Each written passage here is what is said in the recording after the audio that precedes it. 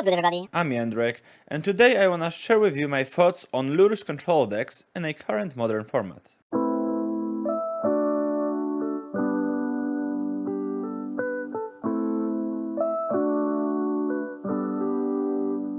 Let me start with a quick overview of Modern as a whole. Right now, in my opinion, if you want to have a consistent success in Modern, you have to play at least one of the four following pillars of the format, which is number 1, Darcy and Ragavan, number 2, Urza's Saga, number 3, Cascade and free/discounted spells, and number 4, Lurrus and Mishra's Bubble. You can mix and match those for the most part. For example, you can play red-black Lurrus deck with Darcy and Ragavan. You can play the Asmo Cookbook deck with Darcy and Ragavan that people have been trying out. I don't know how good this deck is, but it has a bunch of broken cards, so how bad it can be. And you obviously can still win with other things, but for the most part, if you are not named Gabriel Nassif, you are not a Hall of Famer, and probably the best deck builder that Magic the Gathering ever seen, I would just resort to one of those, at least one of those aforementioned pillars. So myself, after a brief stint with Miracles, when Modern Horizons 2 format was in the early stages of development, I turned my eye towards my favorite Nightmare Cat. I've had a lot of success with Lurrus in the past, when it was unnerved, and I've really loved those blue Lurrus decks back then. And companions obviously have a pedigree of being very good or better in Modern, and Lurrus plus Bubble Engine seemed like a good way to get some card advantage without being too exposed to Unholy Heat, like you are with Jace or Teferi. Obviously, Unholy Heat can kill Lurrus as well, but Lurrus with Bubble against Unholy Heat is a 3 mana 2 for 1, where Jace or Teferi costs 4 or 5 mana. Also, Lurrus allows you to play a fewer land count, or a lower land count, because if your plan is to resolve a Planeswalker, then you have to play more lands because they cost more than Lurrus does. And if you are playing lower land count, you can play more spells, and if you have more spells, you can make them cheaper. And instead of playing, for example, you can play. Well, it's obviously pretty known way of building decks in Legacy or in Modern. If you have 18 lands, you can make all your spells cost, I don't know, 1, 2, maximum 3 mana, and you can double spell a lot. And on the other hand of the spectrum, we have stuff like Titan, which plays like 30 lands, or 33, 34 lands these days, and 20-something spells, all of which are very impactful, but they are rarely casting 2 spells in one turn. Unless it's obviously like a Pact for Titan or something like this. But if you're playing Lurrus, you have this advantage of being low curve, and you can double spell way quicker than control decks of old, and you can accrue more advantages early in the game. And today it's mostly about sharing with you my findings and my thoughts, as well as some list at the end that I would recommend right now. So when building any deck, first and foremost, you have to take a look at which colors you want to play in your deck, because it's obviously crucial to which cards you can choose and which lands you will have to play in your deck to support them. So if you are stubborn like me, blue is given. And then at least one of the 2 colors that Lurrus have, which is either white or black. When evaluating each colors, I am looking at 4 main categories, which is number 1, threats, number 2 is interaction, number 3 is card advantage, and number 4 is something I call utility, which is basically a word I use to group everything that's miscellaneous and like hard to fit to another group.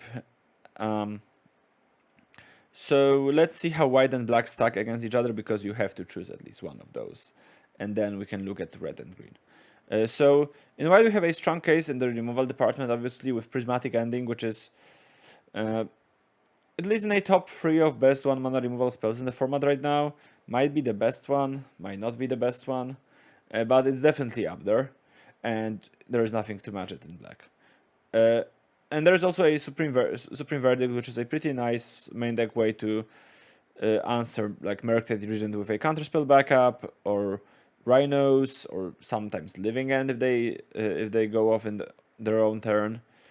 And to close it up, we also have Wear and Tear from the sideboard, because if you're running, well, I will tell about it later on, but you are most likely running red in your deck. So if you decide to run white, you will have access to Wear and Tear, most likely. Also, white grants access to some more situational removal spells that won't form the backbone of your removal suite, but can be found in the sideboards in like lower quantities, because they are situationally good, like for example Path to Exile against Murktide, or Condemn. And also one of the best, or not, if not the best, utility card, which is Timely Reinforcements. So let's look at black to compare it. Black also excels on the interaction angle, with one crucial caveat. I've said earlier that most likely you are running red in your Lurrus deck when I was talking about Wear and Tear. If you're running black, I think you have to run red, because out of the 3 best removal spell options you have in black, Terminate and Kolaghan's Command are red-black, so you have to run both of them. And the third one is not Fatal Push. Well, I haven't included Fatal Push on this list, because I just assume that you will, if you are running black, you will also run red, and I'd rather play Bolt or Hit, or Bolt and Hit than Push. So I just omitted Fatal Push. It's also a consideration, obviously, but I don't see a reason to play it really over red removal 1-drops. And then the third removal spell in black that I like having access to is Drown in the Lock, which is also a counterspell if you need it, and it allows you to have more proactive game plan while still having a counter density against decks against which you want counter magic, like Cascade decks, for example. So black also grants a unique form of interaction in discard spells, obviously, as well as some nice utility cards in Cling to Dust and Nile Spellbomb, which is like obviously less important, but also nice to I think it's nice and probably important to mention. Overall, the only way to play black in blue Lurrus decks right now, in my opinion, is to pair it with red, as I've already mentioned. So speaking of red, even though it's not technically mandatory with Lurrus, because blue is a given once again because I'm stubborn, and black/white is mandatory because of Lurrus, I would say that red is the color that I'm most confident in when it comes to building a Lurrus shell right now. Aside from the aforementioned Terminate K command duo, red also have 2 of the best 1 mana removal spells right now in Unholy Hit and Lightning Bolt that I also mentioned before, as well as the best card advantage spell in the format, which is Expressive Iteration, and I think this is what tips the scales in my opinion, because there's nothing like Expressive Iteration in any other color than red. Expressive Iteration is a wonderful, wonderful card, and I think that people are kind of slowly, some more quickly than the others, we are realizing how good Expressive Iteration is. It's basically a 2 mana divination plus. I would say it's 2 mana draw 2.5 cards, more or less. Obviously, you are drawing 2 cards, but you have selection.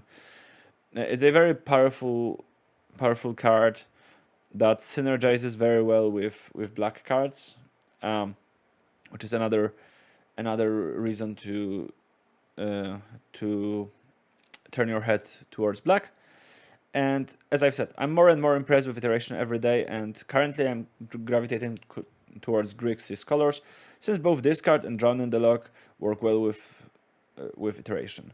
Discard because both you can have a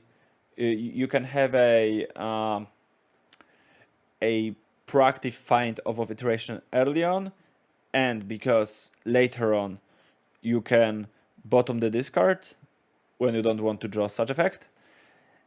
And Drown in the Log because it's a proactive card that can clear the way for your Ragavan or your Darcy or your Lurrus, or can be placed into your hand with iteration to protect you later on.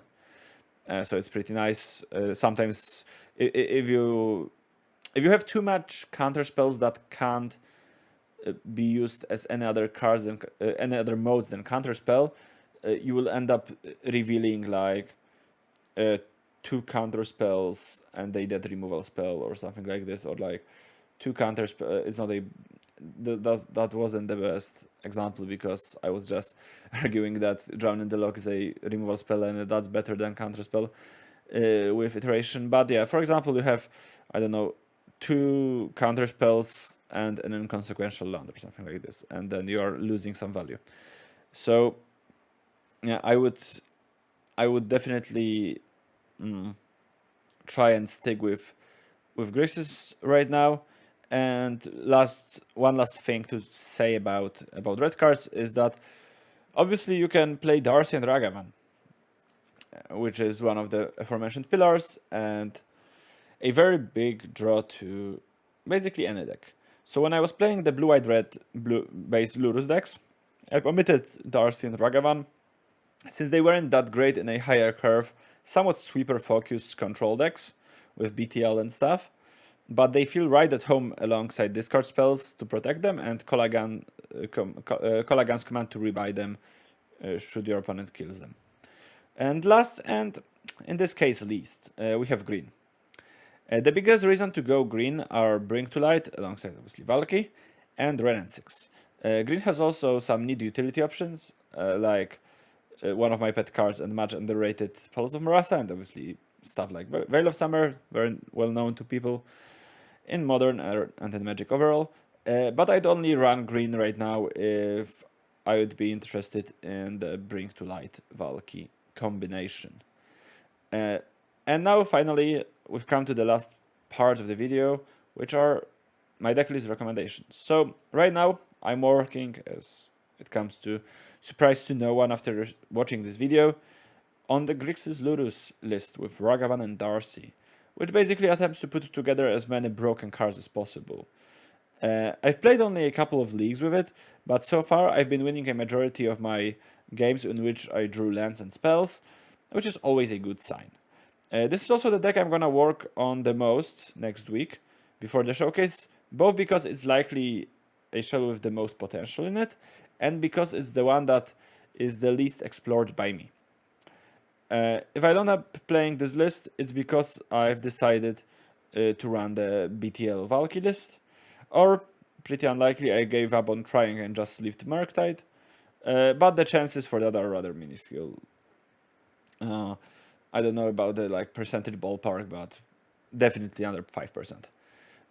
At least so early in the format. Maybe if I bomb out a couple more times, I will end up playing Murktide.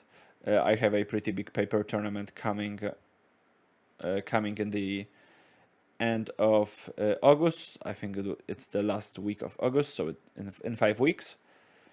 And if I just bomb out with everything else before this event, I will probably pick up Murktide and just start playing it for the event. But it's fairly unlikely. I think the Lurrus Grixis deck is pretty good, and I'm excited to work on it. So you can find the current versions of both of those decks in the description below, as well as my socials, including my Twitch channel, and I'm streaming on it every week on Monday, Tuesday, and Thursday.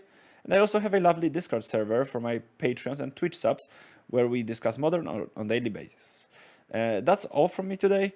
I'll see you next time, and as always, happy Lurrusing.